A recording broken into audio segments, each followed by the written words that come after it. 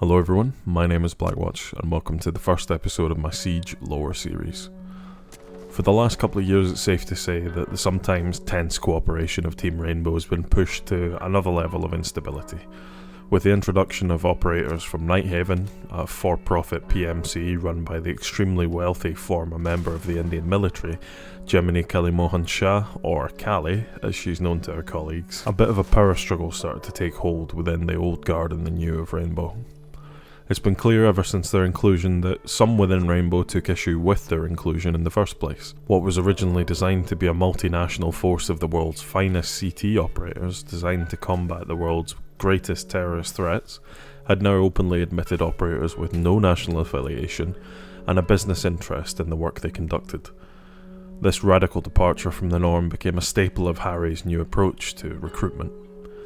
Where once CTUs had offered up their best and brightest to Rainbow, now even those with no affiliation at all and minimal military or policing experience were being offered a place alongside veterans of the SAS and Navy SEALs. Despite that disparity, it seemed to be working. The new recruits integrated well, and those few whose suspicions wouldn't subside, Ash and Mira being the most persistently unconvinced by Nighthaven, still didn't feel the need to take their objections any further. That was until the SI 2021. With Nighthaven now standing at 4 operators strong within Rainbow and their influence towards the other operators growing, Kali finally overstepped the boundary that she'd been teasing for so long. Using her teammates as bait in the final match of the SI, Kali did indeed win the tournament, but at the cost of her team and the blood of her captain. Ash, having finally had enough, with her bleeding ear bandaged up, fresh from the shot that grazed past it to win the round, finally took a stand and came bursting into the locker room to confront the gloating PMC owner. It was then that the true divide between those on the side of Nighthaven and those on the side of Rainbow began to take place. As time went on, Kali's second-in-command Osa was invited to join the team, further increasing the presence and influence of the group within Rainbow's ranks. The years of simulation and spectacle had begun to wear on the team. Despite her methods and attitude, one thing Kali had said had struck true. This is a game. Sam Zero Fisher's efforts to interview various team members was exposing the widely held frustration with the lack of real operations for the team. The tolerance they had for the show that their work had become was wearing thin, and eventually that tolerance reached its breaking point after the Six Invitational 2022.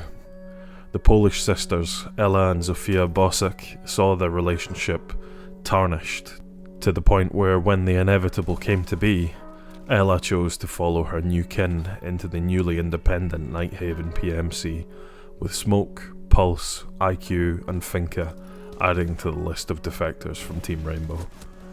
Though it might seem dire, something interesting has emerged from this split. We know that all along Harry's ploy of including Nighthaven into Rainbow and allowing them to take such a strong position within the team was an effort to keep them subdued and surveyed. Their forces were gaining strength, and the possibility of a hostile Nighthaven being brought to the fore against Rainbow in the field was a prospect that Harry wanted to avoid. Some of those that left, we can reasonably believe, left for a good reason. But some more recent developments have shed some light on one exit in particular from Rainbow that may not be as bitter as it seems, and rumours of illicit operations involving Nighthaven, coming from Team Rainbow's newest recruit, Azami, may be the key to understanding why all of this was predicted years before it happened.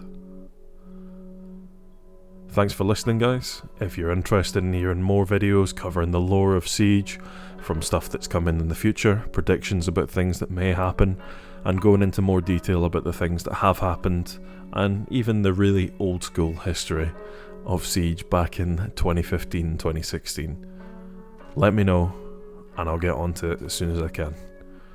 I hope you're enjoying the new season, Demon Vale, if you've got it downloaded, and if you haven't got it yet, today is the time to do it. Or whatever day that this happens to be. It could be you're listening to this 3 seasons from now and I sound very silly. But I hope you enjoyed the video, everyone, and I will see you in the next one. Do pobacenia, everybody. Bye bye.